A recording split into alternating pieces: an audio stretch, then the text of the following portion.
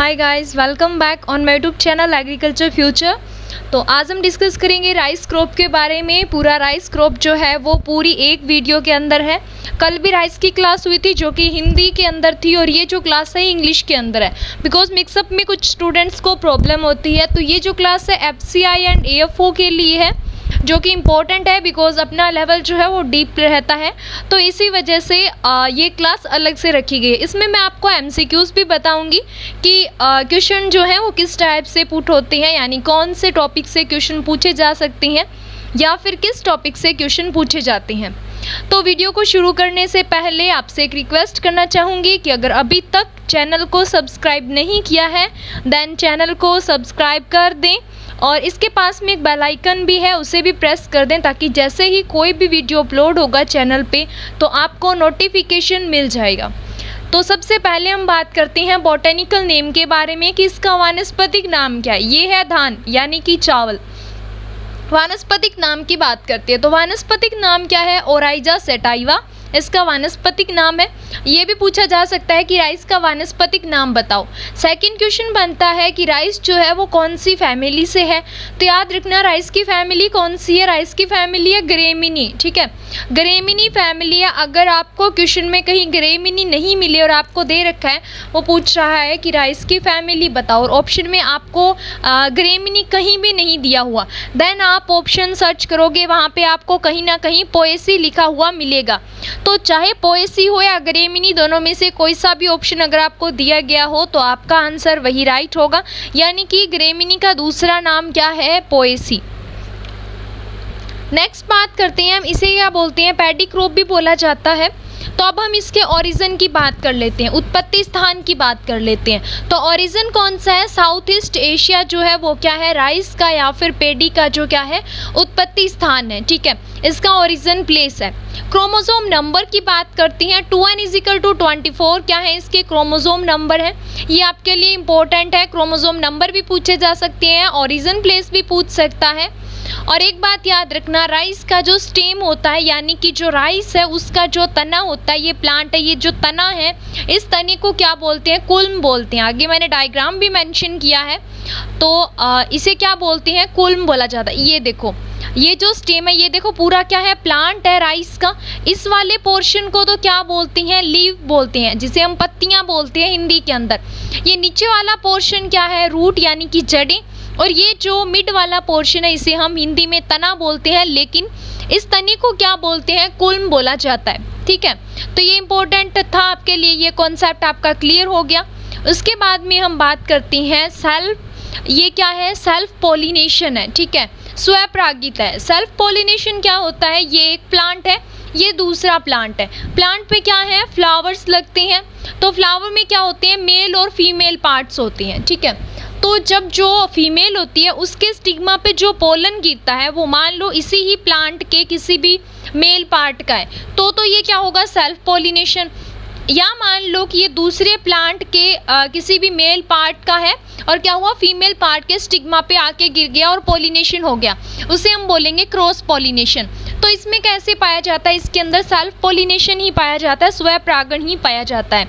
फिर क्या है? शॉर्ट डे प्लांट है। शॉर्ट डे प्लांट में क्या होता है कि ऐसे प्लांट जिनको डे के अंदर 12 से 14 आवर्स के अराउंड क्या होती है? लाइट की आवश्यकता होती है। ठीक है, उनको क्या बोलते हैं? हम शॉर्ट डे प्लांट्स बोलते हैं। नेक्स्ट जो आपसे पूछा जाता है कार्डिनल टेम्परेचर। तो कार्डिनल टेम्परेचर कितना रहता है? 30 से 32 डिग्री सेल्सियस रहता है कार्डिनल टेम्परेचर, यानी कि जो आपका टेम्परेचर रहता है जिसे हम ऑप्टिमम टेम्परेचर भी बोलते हैं। तो आपको ऑप्टिमम करके कम दिया होगा, वहाँ पे वो आपसे कार्डिनल टेम्परेचर पूछेगा। तो याद रखना 30 से 32 डिग्री सेल्सियस यानी कि 30 से 32 डिग्री सेल्सियस आपका क्या है? कार्डिनल टेम्परेचर रहता है। उसके बाद में नेक्स्ट हम बात करेंगे हूलिंग परसेंटेज की। हूलिंग परसेंट कहीं पे आपको 77% भी मेंशन दिया होगा, कहीं पे 66%। तो हूलिंग परसेंट क्या रहता है? 70 से 75% रहता है जो आपका हूलिंग परसेंट रहता है। नेक्स्ट हम बात करेंगे the main protein in rice is. Rice जो है उसके अंदर जो मेन प्रोटीन है वो कौन सी होती है? उस मेन प्रोटीन को बोलते क्या है? तो क्या बोला जाता है? ओरिजिनिन बोला जाता है। मेन प्रोटीन को क्या बोला जाता है? ओरिजिनिन। ठीक है, उसके बाद में है प्रोपेनिल, जिसे कि हम स्टार्म 34 बोलते हैं। और ये क्या है, एक हर्बिसाइड है, ठीक है, यानी कि वीड को खत्म करने के लिए इसको काम में लिया जाता है। तो क्या है, propanil is the most widely use post emergence herbicide in rice. Rice के अंदर पोस्ट एमरजेंस के रूप में प्रोपेनिल या फिर स्टार्म F34 को काम में लिया जाता है। इसी एक लाइन से दो क्वेश्चन बनते हैं। कई बार आपसे ऐसे भी पूछा जाता है कि प्रोपेनिल का दूसरा नाम बताओ, या इसके स्टार्म F34 का जो व्यापारिक नाम है, ट्रेड नेम है, वो बताओ। ठीक है, एक क्वेश्चन आपका ये बनता है। दूसरा ये बनता है कि पोस्ट एमरजेंस के रूप में जिस हर्बिसाइड का यूज राइस के अंदर किया जाता है वो कौन सा है। Then right answer is propanil. उसके बाद में है mat type nursery is related to, यानी कि मेड टाइप जो नर्सरी है वो कौन सी फसल से, कौन सी क्रॉप से रिलेटेड है। Then right answer is rice, ठीक है, राइस क्रॉप से रिलेटेड है। नेक्स्ट हम बात करेंगे इसके इनफ्लोरेसेंस की, यानी इसका जो पुष्पक्रम होता है उसके बारे में। तो पुष्पक्रम को क्या बोलते हैं, पैनिकल। अब आप बोलोगे पुष्पक्रम होता क्या है, तो ये देखो, ये आपको ये पूरी स्ट्रक्चर दिखाई दे रही होगी, यहाँ से लेके पूरी यहाँ तक, इसे बोलते हैं पुष्पक्रम। यानी कि जो पुष्प लगते हैं, जो फ्लावर लगते हैं, उन फ्लावर के लगने का जो सीक्वेंस होता है ना, कि वो किस टाइप से लग रही हैं, उसे क्या बोलते हैं हम, उसे ही इनफ्लोरेसेंस बोला जाता है। यानी कि फ्लावर के लगने का सीक्वेंस ही इनफ्लोरेसेंस कहलाता है। तो इनफ्लोरेसेंस को क्या बोलते हैं, पैनिकल बोला जाता है। ठीक है, अब इस पूरे गुच्छे को हम क्या बोलेंगे, पूरे झुंड को हम पैनिकल बोलेंगे। फिर है inflorescence of rice is panicle which is a group of spikelets. ये बोल रहा है कि ये पैनिकल होता है, इस पूरे को तो हम पैनिकल बोलते हैं, बट ये छोटे छोटे स्ट्रक्चर्स जो आपको दिखाई दे रही है ना, इनको हम क्या बोलते हैं, स्पाइकलेट्स। यानी कि हम कह सकते हैं कि बहुत सारे स्पाइकलेट्स मिल के पैनिकल बनाते हैं, या फिर बहुत सारे स्पाइकलेट्स को हम पैनिकल बोलते हैं। ठीक है, देन नेक्स्ट हम बात करते हैं फ्रूट टाइप की। ये भी इंपॉर्टेंट रहता है आपका कि फ्रूट टाइप किस टाइप का होता है। फ्रूट टाइप राइस का, तो फ्रूट टाइप क्या होता है, कैरियोप्सिस टाइप का होता है। इसका जो फ्रूट होता है वो क्या रहता है, कैरियोप्सिस टाइप का। कैरियोप्सिस टाइप में क्या रहता है, देखो ये जो है चावल का दाना है, चावल है, तो ये क्या होता है, डायरेक्ट नहीं रहता, ये कवर रहता है। ठीक है, इस टाइप से कवर रहता है। तो ये देखो, ये बाहर वाली जो कवर है इसे हटा दिया गया है ऐसे ही आपको दिखाने के लिए।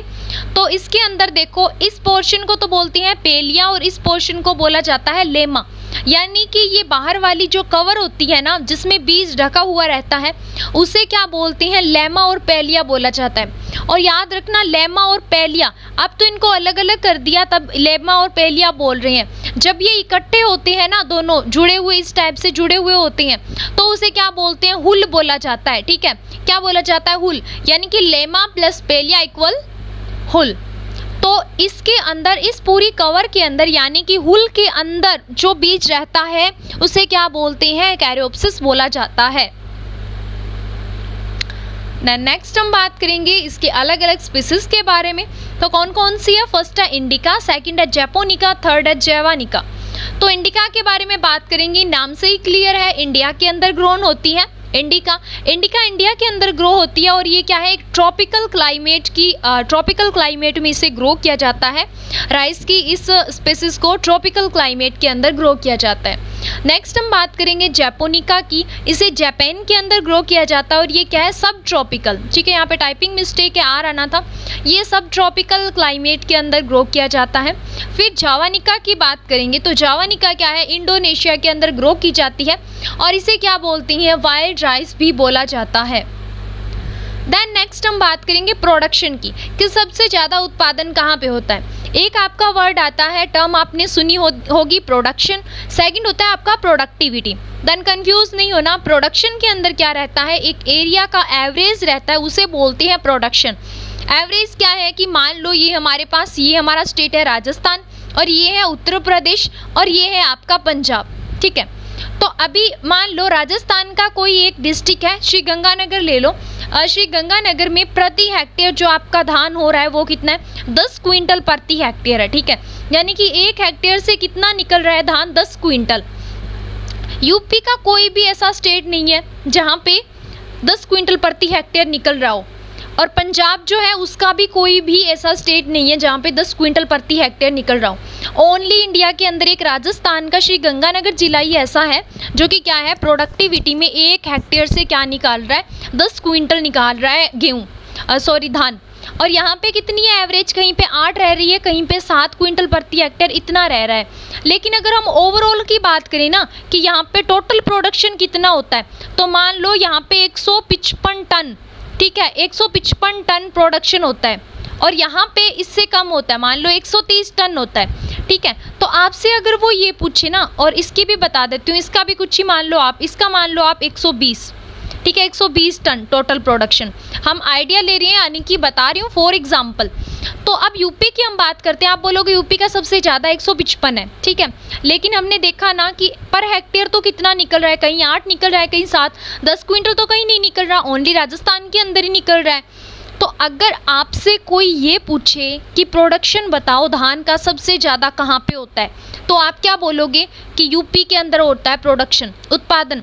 हमें तो यहाँ पे प्रोडक्शन पूछा गया है, उसने हमसे उत्पादन पूछा है, प्रोडक्शन पूछा है, तो प्रोडक्शन क्या होगा यूपी का ज़्यादा। हमें तो ओवरऑल देखना है कि कितना है, पर हेक्टेयर कितना भी निकले हमें कोई मतलब नहीं है, ओवरऑल 155 निकल रहा है ना, यहाँ पे तो 130 ही है, तो हम क्यों बोलें कि राजस्थान में है।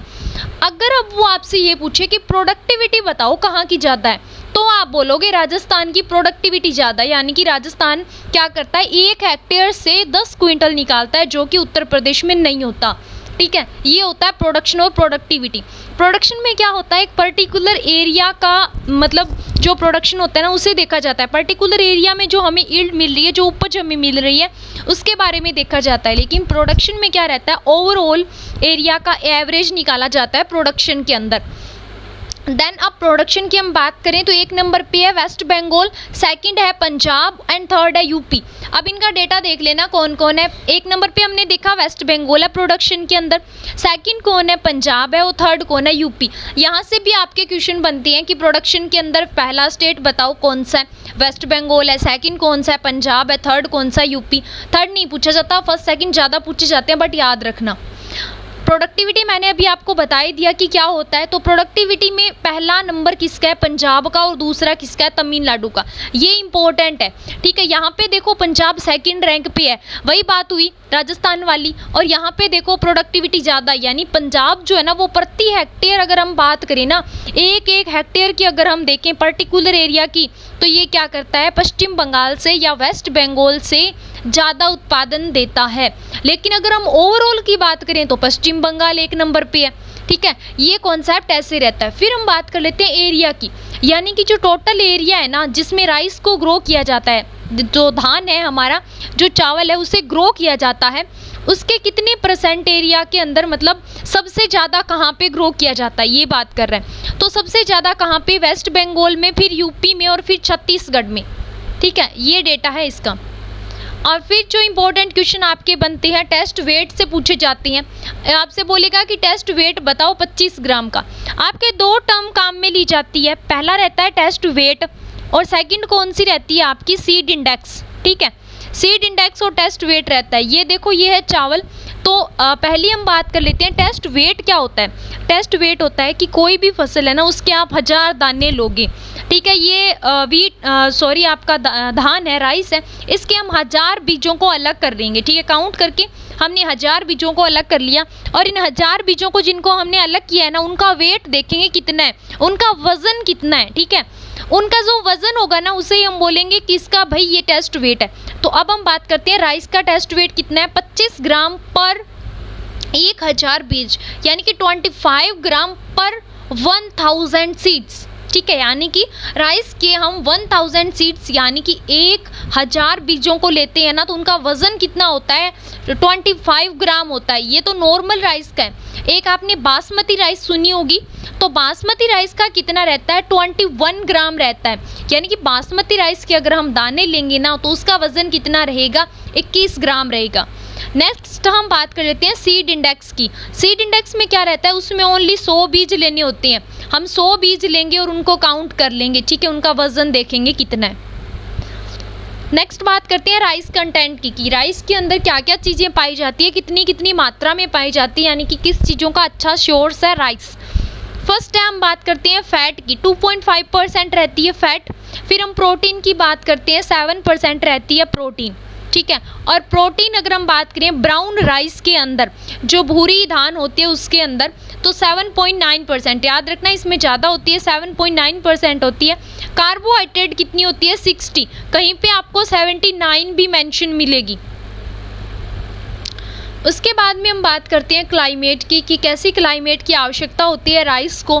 तो ये क्या है, एक तो C3 प्लांट है, ठीक है, यानी कि ऐसे प्लांट जो जब रेस्पायरेशन करते हैं ना, श्वसन करती हैं, तो उस टाइम में क्या होता है कि जब वो एंजाइम की प्रेजेंस में रेस्पायरेशन करेंगे तो पहला जो कार्बन वाला जो प्रोडक्ट बनेगा ना, वो क्या होगा? 3 कार्बन का होगा। इसी वजह से इनको क्या बोलते हैं? C3। और जिन प्लांट को C4 बोलते हैं ना, उनमें जो पहला कार्बन वाला प्रोडक्ट बनेगा ना, वो क्या होता है? 4 कार्बन का होता है, ठीक है। यही चीज़ें इसके अंदर याद रखने लायक। फिर हम बात करते हैं हॉट और ह्यूमिड क्लाइमेट का, ये ठीक है, ह्यूमिड क्लाइमेट चाहिए होती है इसको और हॉट चाहिए होती है। और याद रखना ब्लैक सोइल होना तो वो भी बेस्ट है इसके धान के लिए। और आपको पता होगा ब्लैक सोइल जो है वो किसके लिए है और फेमस किसके लिए? राइस, वो आपका जो कॉटन है उसके लिए बेस्ट मानी गई है। फिर है clay and clay loam soil are best for rice cultivation, यानी कि क्ले और क्ले लोम सोइल जो है ना, वो क्या है? बेस्ट है किसके लिए? राइस कल्टीवेशन के लिए। फिर है acidic soil are good for rice cultivation, ये चीज़ भी इंपॉर्टेंट है। आपसे पूछा जा सकता है कि ऐसी कौन सी फसल है, ऐसी कौन सी क्रॉप है जिसे हम एसिडिक कंडीशंस के अंदर, एसिडिक सॉइल के अंदर भी ग्रो कर सकते हैं।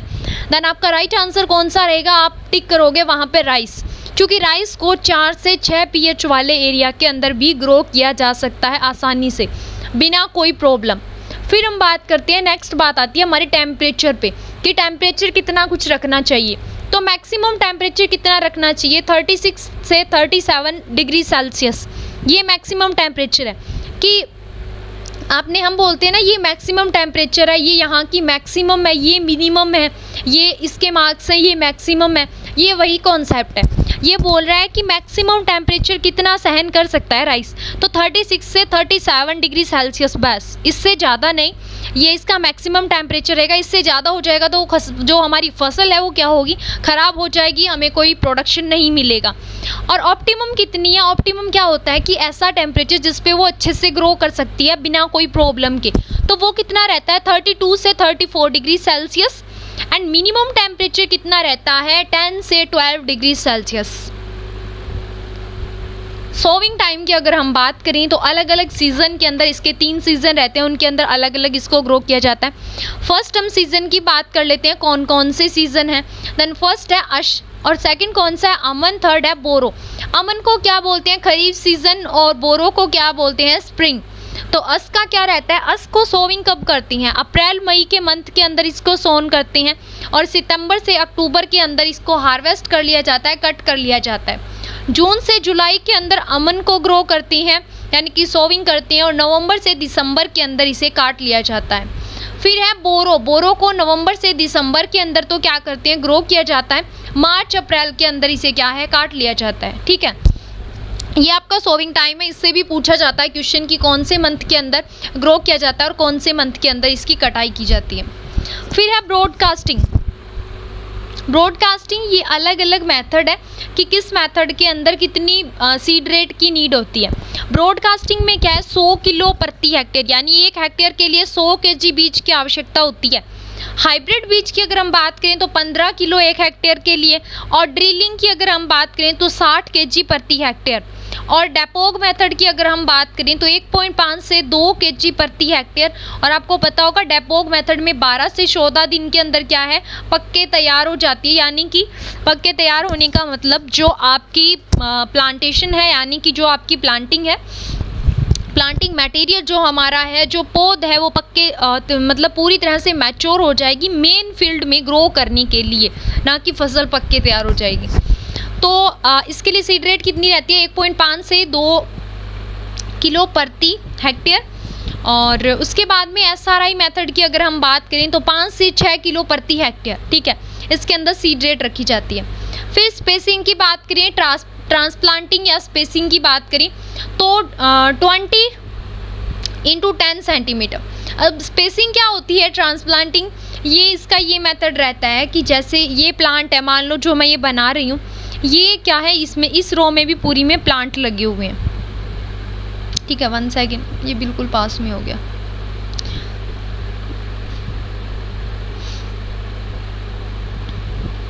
ये पूरी एक क्या हुई, कतार हुई यानी आपकी रो हुई, ये सेकंड क्या हुई, आपकी रो हुई।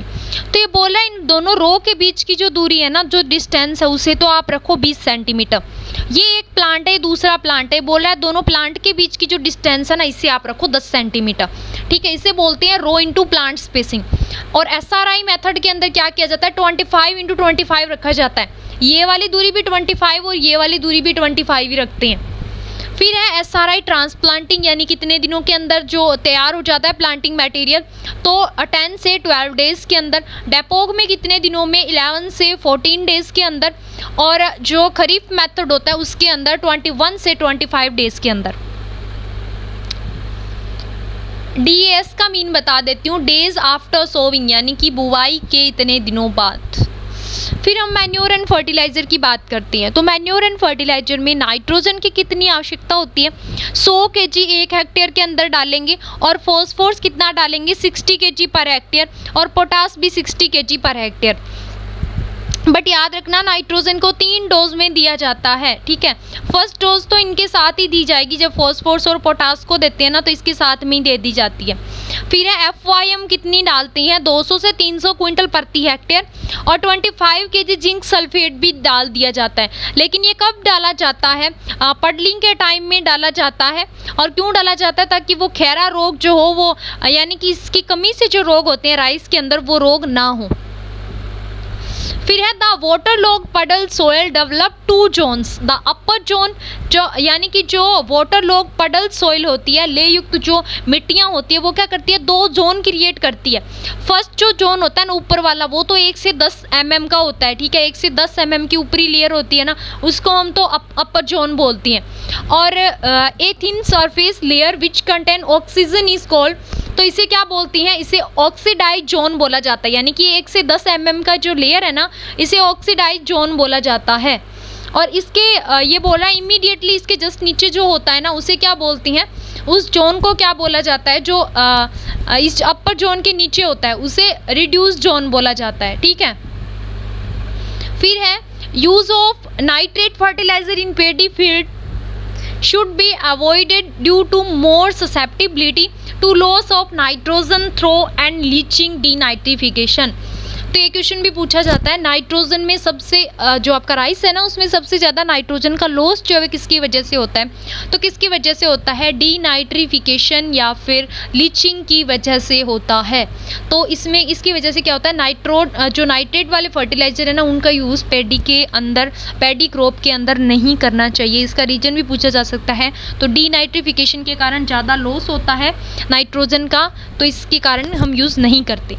और फिर जो क्वेश्चन है, in addition of blue green algae यानी कि BGA का यूज़ किया जाता है। बायो फर्टिलाइजर आपसे पूछे ना, कौन से बायो फर्टिलाइजर का यूज़ किया जाता है राइस के अंदर, तो BGA का यूज़ किया जाता है, एजोला का यूज़ किया जाता है। और the association of the water fern azolla with the BGA यानी कि anabaena azolla also help in biological nitrogen fixation. ये क्या काम करता है, ये बायोलॉजिकली नाइट्रोजन फिक्सेशन का, यानी कि जो नाइट्रोजन होती है ना, उसको फिक्स करने का काम करती है, फिक्सेशन का काम करती है। फिर है क्रिटिकल इरिगेशन स्टेज। हर एक फसल है उसकी अपनी एक क्रिटिकल स्टेज होती है, अपनी अलग अलग क्रिटिकल स्टेज होती है। यानी कि ऐसी स्टेज आती है फसलों के अंदर, एक टाइम ऐसा आता है जब उनको पानी देना बहुत ज़्यादा ज़रूरी होता है। यदि उस टाइम पे उनको पानी नहीं मिलता तो वो फसल अच्छे से ग्रो नहीं कर पाएगी, अपने को अच्छे से प्रोडक्शन नहीं मिल पाएगा उसका, तो उसे ही क्या बोलते हैं, क्रिटिकल स्टेज बोली जाती है इरिगेशन की। तो राइस की अगर हम बात करें तो फर्स्ट कौन सी है, टिलरिंग स्टेज है। टिलरिंग स्टेज में क्या रहता है, टिलरिंग स्टेज कब आती है, जैसे हम ट्रांसप्लांटिंग कर देंगे उसके 2 से 20 दिन बाद आएगी। फर्स्ट इरिगेशन इसी टाइम करनी चाहिए। फिर है बूटिंग स्टेज या मिल्किंग स्टेज। तो ये क्या होती है, वेलिंग ऑफ द फ्लैग लीफ। जब आपकी फ्लैग लीफ जो है ना वो आने लगेगी, तो ये क्या है, मोस्ट क्रिटिकल स्टेज है। इस टाइम में पानी देना चाहिए, 50% पानी इसी स्टेज के अंदर यूजफुल रहता है। फिर आपकी रहती है फ्लोवरिंग स्टेज। और फिर है वाटर रिक्वायरमेंट, किसको कितने वाटर की रिक्वायरमेंट होती है, 400 से 1500 mm, ये इंपॉर्टेंट है, कितनी रहती है, 400 से 1500 mm। फिर वीड मैनेजमेंट की बात करते हैं। खरपतवार सभी फसलों के अंदर होती है। धान की फसल है, ये क्या है, रोटेटरी वीडर बोलते हैं इसे, या कोनो वीडर। इससे क्या है, खरपतवारों को निकाला जाता है फसल के अंदर। और कौन से हर्बिसाइड का यूज किया जाता है, तो बेंथियोकार्ब नाम से या फिर सैट्यून नाम से एक हर्बिसाइड रहता है जिसका 2 kg पर हेक्टेयर यूज करेंगे, या फिर प्रोपेनिल 3 kg पर हेक्टेयर यूज करेंगे, या ब्यूटाक्लोर 2 kg पर हेक्टेयर का यूज करेंगे फील्ड के अंदर। ठीक है, फिर पडलिंग प्रोसेस की बात करते हैं। ये देखो इस टाइप से की जाती है पडलिंग सॉइल, और सॉइल इस टाइप से हो जाती है। फिर पहले पानी भरा जाता है, उसके बाद में पडलिंग की जाती है। तो पडलिंग से क्या होता है, बल्क डेंसिटी इंक्रीज होती है। ठीक है, और जिससे कि क्या होता है, जिससे किया जाता है ना उसे पडलर बोलते हैं। जिस इक्विपमेंट की हेल्प से किया जाता है उसे पडलर बोलते हैं। इससे क्या होता है, जो सॉइल की मतलब कि जो बड़े ढेले होते हैं वो भी तोड़ दिए जाते हैं, जिससे कि एरिएशन वगैरह अच्छे से बनी रहती है, और जो परकोलेशन लॉस होता है ना वो भी कम हो जाता है। ठीक है, ये इसके क्या है, बेनिफिट है। फिर बात करते हैं वैरायटी की, जो इंपॉर्टेंट टॉपिक है जिससे बहुत क्वेश्चन पूछे जाते हैं। तो फर्स्ट ड्वार्फ वैरायटी अगर आपसे पूछे ना राइस की कि विश्व के अंदर बताओ, वर्ल्ड के अंदर पहली ड्वार्फ वैरायटी कौन सी थी राइस की, तो टीएन फर्स्ट थी। और टीएन फर्स्ट कहाँ पे थी, ताइवान के अंदर 1964-65 के अंदर। ठीक है, यानी कि 64-65 के अंदर। और इसका फुल नेम क्या है, टीएन का थाईचुन नेटिव। ठीक है, और ये किसके क्रॉस से बनी है, ये क्वेश्चन पूछा गया था IBPS AFO के अंदर लास्ट ईयर। तो डीजी वुजिन और जो तेसाई यंगचुंग है, इन दोनों के क्रॉस से जो थाईचुंग नेटिव है वो बनाई गई है। फिर है first high yielding dwarf variety develop in world is IR8। अब बात करता है कि ये first high yielding dwarf variety, पहले डायरेक्ट ड्वार्फ वैरायटी पूछी थी विश्व के अंदर, अब ये हाई ड्वार्फ वैरायटी पूछ रहा है, तो कौन सी है, IR8। अगर आपसे नॉर्मली पूछे कि फर्स्ट ड्वार्फ वैरायटी बताओ मतलब राइस की, वो भी वर्ल्ड के अंदर, तो टीएन फर्स्ट होगी, ताईचुंग नेटिव फर्स्ट होगी। और अगर हाई यील्डिंग वाली पूछे तो IR8 होगी। और IR8 को पेटा और डीजी वुजिन दोनों के क्रॉस से बनाया गया है। फिर म्यूटेंट यानी कि उत्परिवर्तन से जो वैरायटी बनी है वो है जगन्नाथ। और डायरेक्ट सीडिंग यानी जिसमें पहले नर्सरी वगैरह कुछ तैयार नहीं किया जाता, उसको क्या है डायरेक्ट ही सोन कर दिया जाता है। तो कौन सी है, पूषा है, और नगीना 22 है, और आपकी एक बाला है, और है पूषा 2। ठीक है, तो ये आपकी 4 वैरायटी हैं। और है सैलिनिटी टॉलरेंट यानी कि जो लवणीय सहनशील हो, तो कौन सी है, लूनीश्री है। और first hybrid of basmati in world यानी कि पूरे संसार के अंदर पहली हाइब्रिड कौन सी है बासमती की, तो PRH10 है। और ये पूषा न्यू दिल्ली के द्वारा विकसित है। फिर है पूषा बासमती फर्स्ट जो है वो किसके द्वारा विकसित है, IARI Indian agriculture research institute. फिर बासमती राइस, तो बासमती राइस की कौन सी है, PB फर्स्ट। और फ्रेगनेंट राइस जिनके अंदर सुगंध आती है वो वैरायटी कौन सी है, PB2 ऑल्सो नोन है सुगंधा 2, जिसे सुगंधा 2 के नाम से जाना जाता है, उसका दूसरा नेम क्या है, PB2, PB3 और RS10। और उसके बाद में है जो Vikramarya rice varieties resistance to tungro virus के प्रति रेजिस्टेंस है ये विक्रमार्या वैरायटी जो है। और फिर है Jagannath is a mutant variety of, ये म्यूटेंट वैरायटी है बस, बट किसके म्यूटेशन से, कौन सी वैरायटी के अंदर म्यूटेशन हुआ जिससे जगन्नाथ वैरायटी इंप्रूव हुई, तो TN141 के म्यूटेंट से क्या है जगन्नाथ बनी। उसके बाद में फर्स्ट एरोमेटिक बासमती राइस, पहली एरोमेटिक बासमती राइस कौन सी है, पूसा RH10 है। फिर है the gas from rice field is, यानी कि राइस के खेत से गैस निकलती है वो कौन सी है, मैथेन है। और area required for nursery, nursery के लिए एरिया कितना रिक्वायर होता है नर्सरी बनाने के लिए 1 हेक्टेयर की, तो 700 से 800 mm एरिया की रिक्वायरमेंट होती है नर्सरी बनाने के लिए।